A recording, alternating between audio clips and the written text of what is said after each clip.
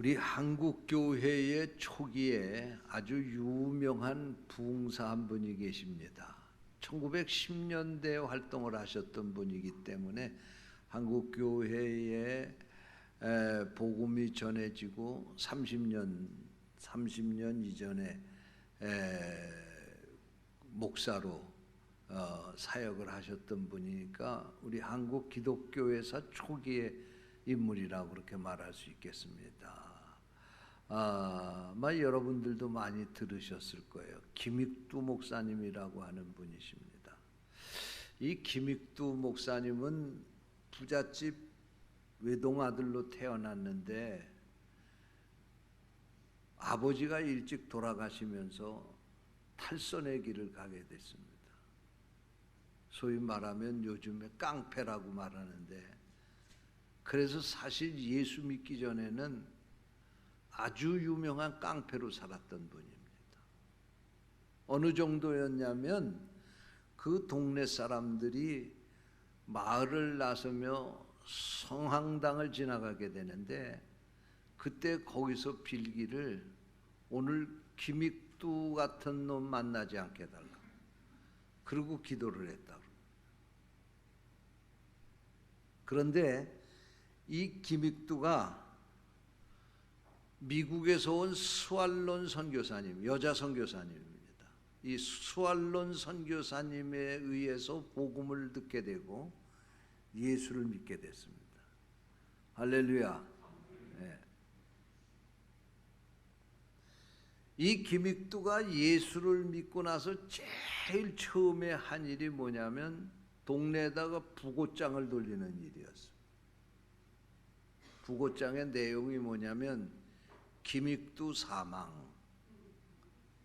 그렇게 쓴 내용의 부고장을 동네에다 다 돌렸습니다. 그랬더니 그 부고장을 받은 사람들이 하나같이 반응을 하기를 그놈 참 잘 죽었다. 여러분, 죽을 때 사람들이 여러분에게 아유 그 아무개 잘 죽었다 그 소리 들으면 안 돼요. 예? 아유 참 그분 좀 더 살아야 될 뿐인데 안타깝다. 예? 이런 소리 들어야 되지 않겠어요? 예? 부모님들이 자식들한테도 그래요. 아유 왜 우리 아버지 안 돌아가시나, 우리 어머니 왜 안 돌아가시나, 저렇게 고생하시면서 빨리 돌아가시지. 그렇게 살다가 죽으면 안 돼요. 예? 얼마나 자식들이 부담이 되면 그렇게 얘기를 하겠어요. 저도 몇 살 안 먹었지만 요즘에요 기도하는 게 하나님 잘 죽게 해달라고 기도 시작했습니다. 예? 많은 사람들이 보면서 그래도 그렇게 칭찬은 못할지언정 좀 아쉽다. 저분 돌아가신 건 참 아쉽다. 그런 가운데 돌아가야 되지 않겠어요? 자식들이 부모님을 생각하게 될 때도 마찬가지지요. 아유 우리 엄마 좀 더 사셔야 될 텐데. 그리고 슬피 우는 가운데 돌아가야지. 예? 아이고 우리 어머니 잘 돌아가셨어요. 호상이지요 뭐. 그리고 친구들한테 앉아서 고스톱 치는데 돌아가시면 안 되잖아요. 이 김익두가 예수를 믿고 제일 먼저 동네에다 다 그렇게 김익두 사망했다고 부고장을 돌리니까 세상 사람들이 다 그놈 참 잘 죽었다. 도움이 안 되는 놈인데 잘 죽었다. 사람들의 반응이 그랬습니다. 그런데 이게 웬일입니까? 그 다음날 길거리에 나와보니까 여전히 김익두가 돌아다니는 거예요.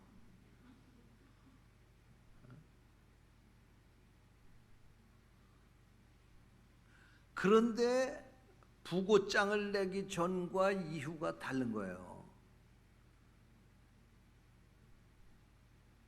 부고장을 내고 나서 다니는 김익두는요 옷을 말끔하게 차려입고 성경책을 들고 사람들을 만나면 괴롭히던 그 김익두가 만나는 사람들에게 예수 믿으시라고, 예수 믿고 천국 가시라고 그러는 거예요.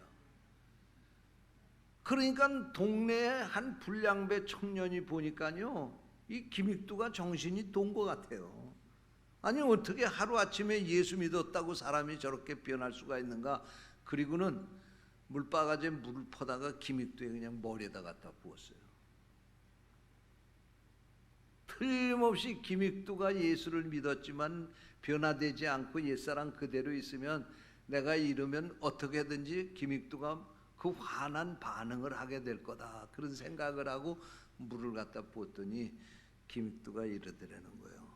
너 김익두가 죽었으니 망정이지 살았다면 벌써 요절났을 것이다.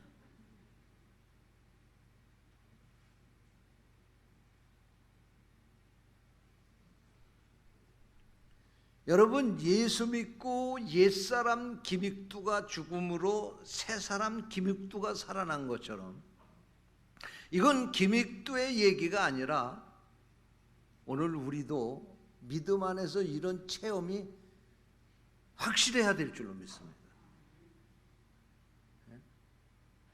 예수 믿을 때나 믿기 이전이나 똑같이 산다고 하면 그 사람 구원받은 거 의심해야 돼요.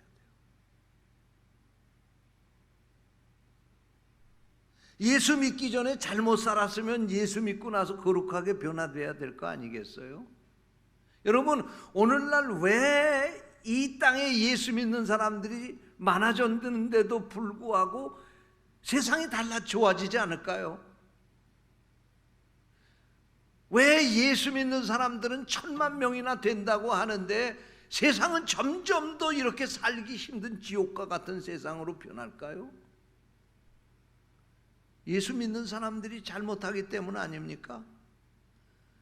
왜 교회를 향해서 개독교라고 그렇게 교회를 비판할까요? 오늘 왜 예수 믿는 사람들 세상 사람들이 조롱할까요? 아무리 예수 믿는 사람 쳐다봐도 예수 냄새가 안 나는 거예요.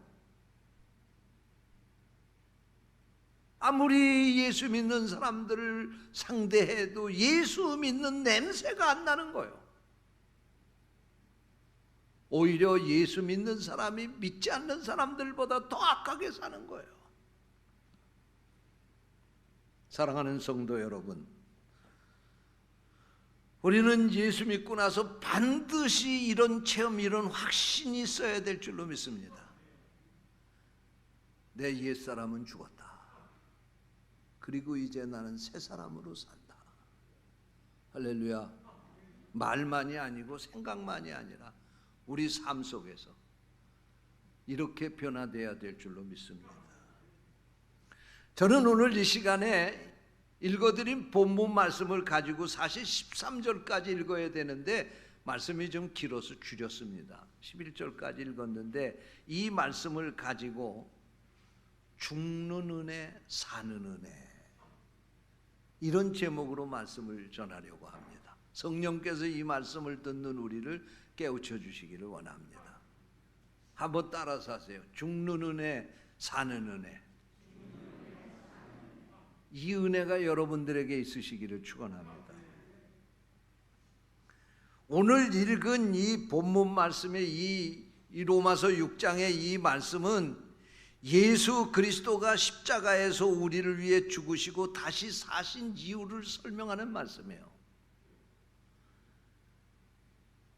그러면서 이것을 한마디로 말하면 4절의 말씀과 같이 우리로 또한 새 생명 가운데 행하게 하려 함이라. 예수님이 왜 십자가에 못 박혀 죽으시고 왜 부활하셨느냐? 그 이유가 있는데 그것은 바로 우리가 새로운 생명 가운데 살게 하려 하십니다. 그런 말씀이에요. 할렐루야.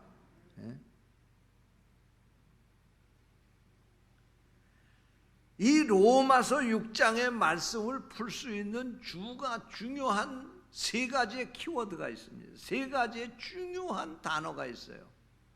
첫 번째로는 알라라고 하는 단어이고, 두 번째로는 여기라라고 하는 단어이고, 셋째로는 들이라 하는 단어입니다.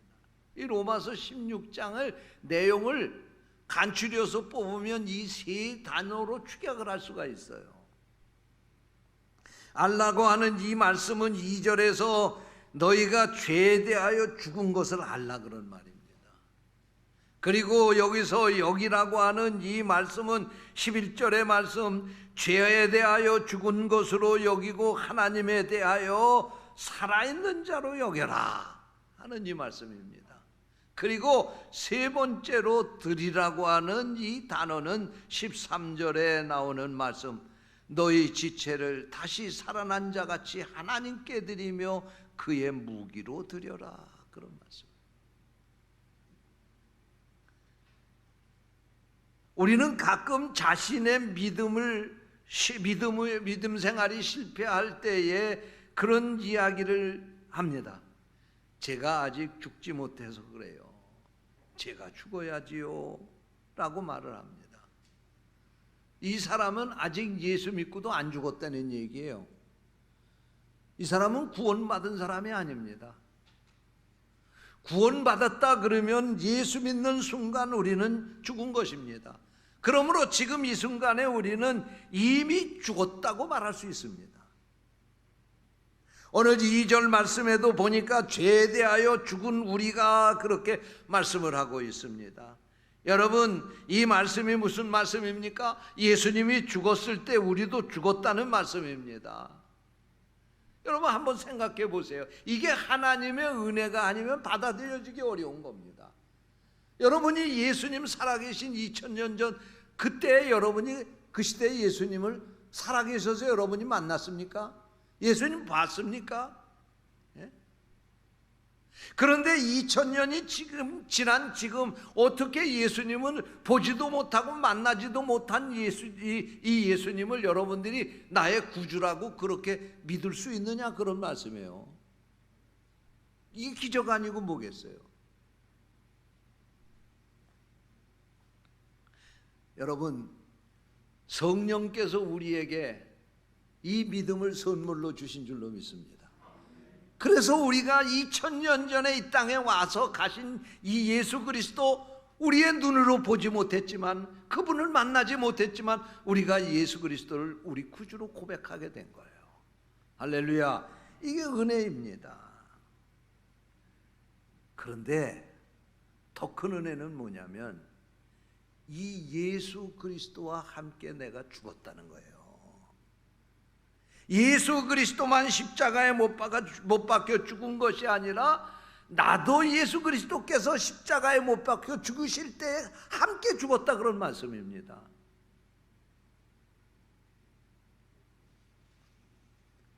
사실 나의 옛사람은 죄로 말미암아 죄의 종으로 살던 사람이었습니다. 그러나 그 죄의 종되었던 내가 십자가에서 예수님이 죽으시는 그 순간에 죽은 겁니다. 그리고 예수님이 부활하신 것처럼 나도 새 사람으로 다시 살아서 하나님의 아들, 딸이 됐다 그런 말씀입니다. 할렐루야. 그렇기 때문에 죄에 우리가 종으로 산다고 하면 우리에게 자유가 없는 거예요. 그렇지 않아요? 그러나 우리가 십자가에다 우리의 옛사람을 죄지어서 죄의 종되었던 사람을 십자가에 못 박아 죽였으니까 부활한 사람은 예수 닮은 하나님의 아들, 딸로 우리가 새롭게 태어났으니까 우리는 이 죄의 멍에를 벗어버린 거예요. 죄책감을 갖지 않고도 살게 된 거예요. 우리는 자유하게 된 겁니다. 할렐루야. 믿으시기 바랍니다. 세계 제2차 대전의 전범 국가는 두 나라입니다. 독일하고 일본입니다. 저는요, 이 두 나라를 비교하면서요, 그 나라가 어떤 종교를 가졌느냐가 참 중요하구나 그런 생각을 해요. 독일은요, 기독교 국가입니다. 마르틴 루터 종교 천주교가 타락한 것에 종교 개혁을 한 사람이 독일 사람입니다. 그러니까 이 사람들은요 2차 대전의 전범 국가인데 특별히 못될 짓을 어디에다 했냐면 이스라엘에다 한 거예요. 이스라엘. 그래서 아우슈비츠 수용소에, 독일 아우슈비츠 수용소에 끌어다가 거기서 수십만 명을 여러 가지 잔인한 방법으로 죽였습니다.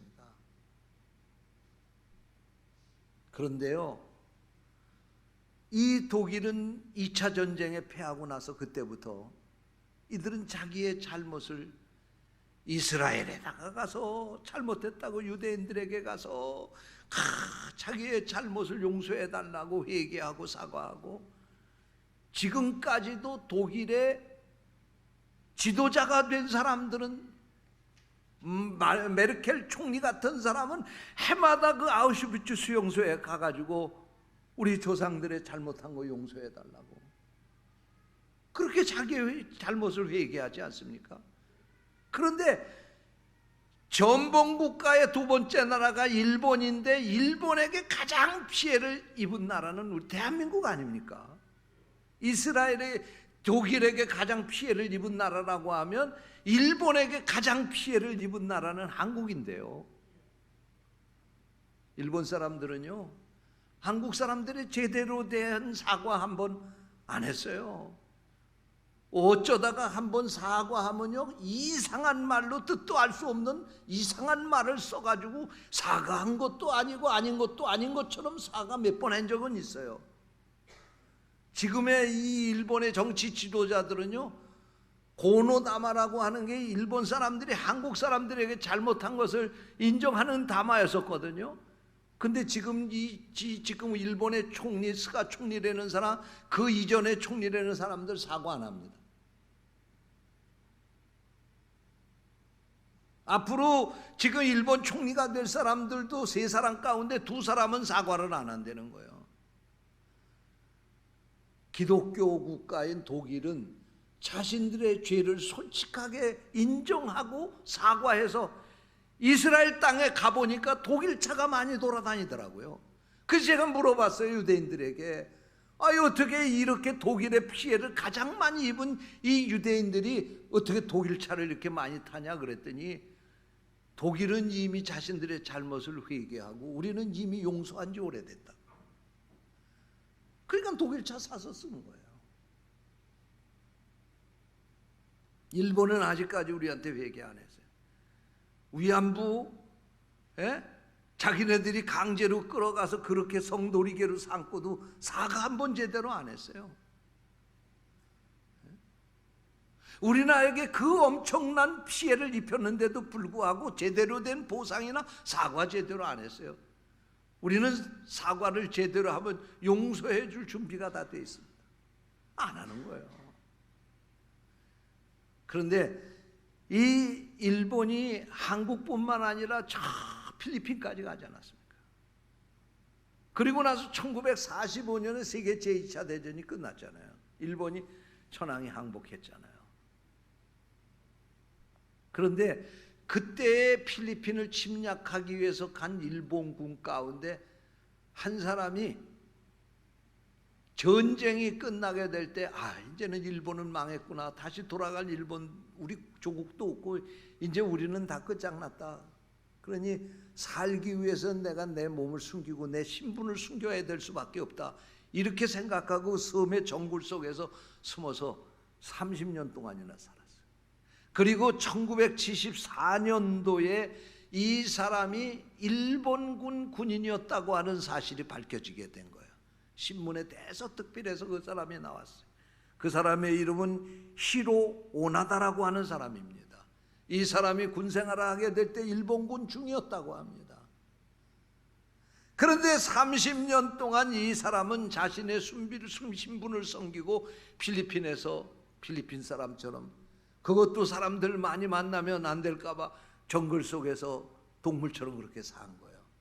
그런데 도저히 견딜 수가 없는 거야. 왜냐하면 자신이 전범국가의 군인 중위로서 이 나라를 와서 침략을 하고 못된 짓을 저질렀는데 그 죄책감이 30년이 지나도 지워지지 않는 거예요.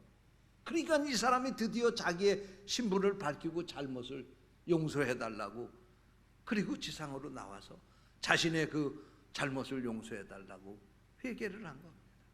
물론 필리핀 사람들은 그의 잘못을 다 용서해 줬습니다. 그가 나와서 고백한 첫 번째 이야기가 뭐냐면 이제는 내가 마음의 참 자유를 찾았습니다 라고 하는 고백입니다. 여러분, 내가 자유스럽게 세상을 여행한다고 해서 자유가 있는 게 아니에요. 내가 자유롭게 무엇을 할 수 있었다고 해서 자유가 있는 게 아니에요. 내 마음속에서 진정한 죄책감이 사라지게 될 때 그게 자유입니다. 할렐루야. 여러분, 죄는 사람에게 짓는 것이지만 진정한 용서는 하나님으로부터 받는 것입니다. 그런데 진정으로 우리에게서 죄의 굴레가 벗어지려면 우리는 그 죄의 대가를 치러야 되는 거예요. 그런데 바울 사도는 예수 그리스도께서 우리를 용서하시기 위해서 죄를 짊어지시고 십자가에 지셨는데 우리가 예수를 믿으면 우리도 그와 함께 그 십자가를 지고 옛사람이 죽는 것이다. 그리고 새로운 사람으로 태어나는 것이다. 오늘 본문에서 그렇게 말씀하고 있는 거예요. 할렐루야. 드디어 우리에게 참 자유가 주어진다. 왜? 내가 죽었기 때문에. 여러분, 날마다 여러분 삶 속에서 내가 그리스도와 함께 십자가에 달려서 옛사람이 죽었다 하는 확신을 가지고 살 수 있게 되시기를 축원합니다. 두 번째 단어가 여기라고 하는 단어인데 여기 말씀에 보면 11절에 이렇게 말씀을 하고 있어요. 이와 같이 너희도 너희 자신을 죄에 대하여는 죽은 자요 그리스도 예수 안에서는 하나님에 대하여 살아있는 자로 여길지어다. 이 말씀을 더 자세히 해석하면 너희 자신을 죄에 대해서는 죽은 자로 여기고 그리스도 예수 안에서는 살아있는 자로 여기라 그렇게 말씀해요. 여기서 여기라고 하는 이 말의 이 말이 헬라어로는 로기제스테라고 하는 단어를 쓰는데 이것은 논리적으로 결론을 내리다 결정하다 그런 의미입니다. 그런데 이 단어는 수학적으로 계산을 한다 그런 의미입니다. 정확하게 계산을 할 때에 로기제스테 그렇게 말한다고 합니다. 여러분, 이 말이 무슨 뜻이냐? 여기서 여기라고 하는 이 말은 우리의 옛사람이 죽고 그리스도로 태어난 새 사람이 살게 되었다고 하는 사실은 팩트다라는 얘기예요. 사실이라는 얘기예요. 확실하다는 얘기예요. 너희들이 이 사실을 인정하고 살아라 그런 얘기예요. 이것이 그냥 한 번 예수 믿는 그 순간에 내가 감격하고 느끼는 것이 아니라 여러분 삶 속에서 천국 가는 그날까지 내 옛사람은 예수님과 함께 십자가에 못 박아 죽였다. 그리고 나는 이제 새로운 사람으로 사는 거다.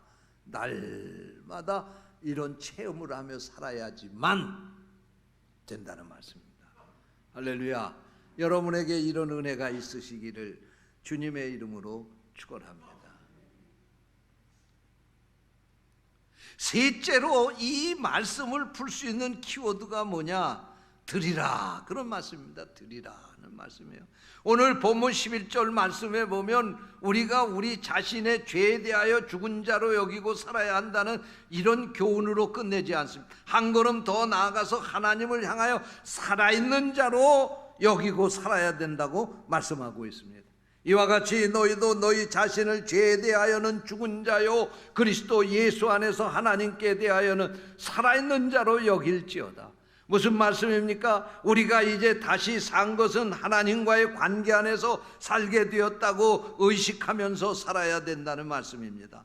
그러나 바울 사도는 이 말씀을 쓰면서 여기서 단순히 우리의 의식만 이렇게 바꾸는 것으로 마무리하지 않습니다. 더 구체적으로 그는 오늘 본문 13절에서 정말로 우리가 그리스도와 함께 십자가에 옛사람을 못 박아 죽이고 그리스도와 함께 다시 살아나서 새 사람을 입고 산다고 하면 어떻게 살아야 되느냐? 13절 말씀에 내려가 보니까 또한 너희 지체를 불의의 무기로 죄에게 내어주지 말고 오직 너희 자신을 죽은 자 가운데서 다시 살아난 자 같이 하나님께 드리며 너희 지체를 의의 무기로 하나님께 드리라. 할렐루야. 무슨 말씀입니까? 이제부터 우리는 새 사람을 입었으니 우리의 몸을 죄 짓는 데 쓰지 말고 하나님의 영광을 위해서 쓰라는 말씀입니다. 죄 짓는 데 쓰여지면 우리는 아직까지도 옛사람 그대로 사는 것입니다. 그러나 우리가 하나님의 이 의로운 일에 쓰여질 때 의의 도구가 된 것이고 우리가 새 사람으로 살아가고 있는 것입니다.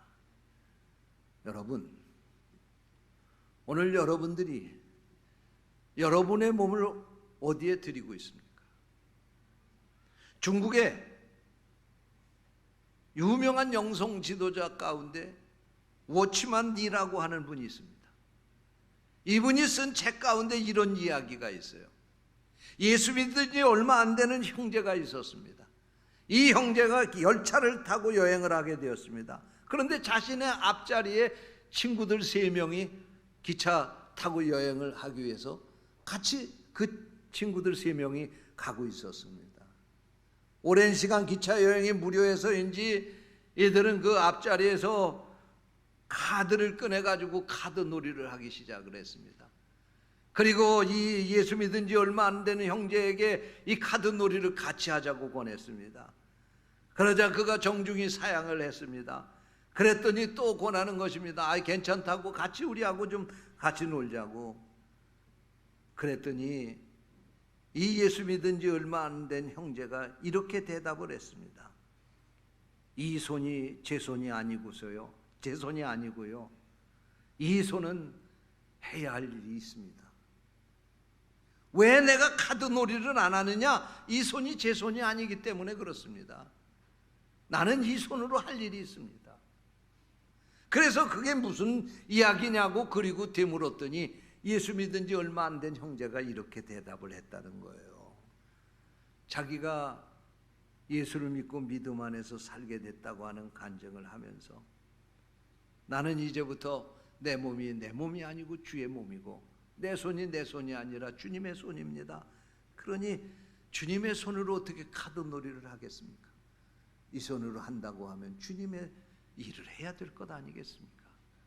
그러니 용서해 주십시오. 그렇게 이야기를 하더라는 것입니다. 사랑하는 성도 여러분, 여러분 구원 받았습니까?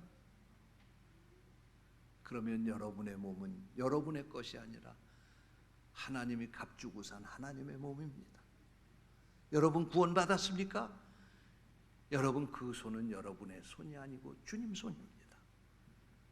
그 손으로 주님이 한 일을 해야지요.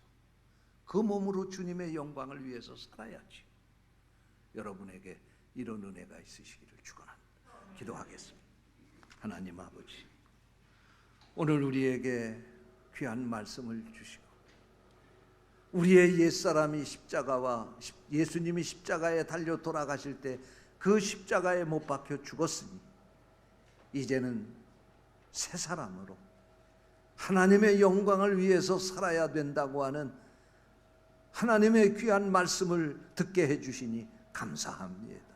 이 말씀 앞에 부끄럽지 않게 사는 우리 성도들 되게 하여 주시옵소서. 주님의 이름으로 간절히 기도하옵나이다. 아멘.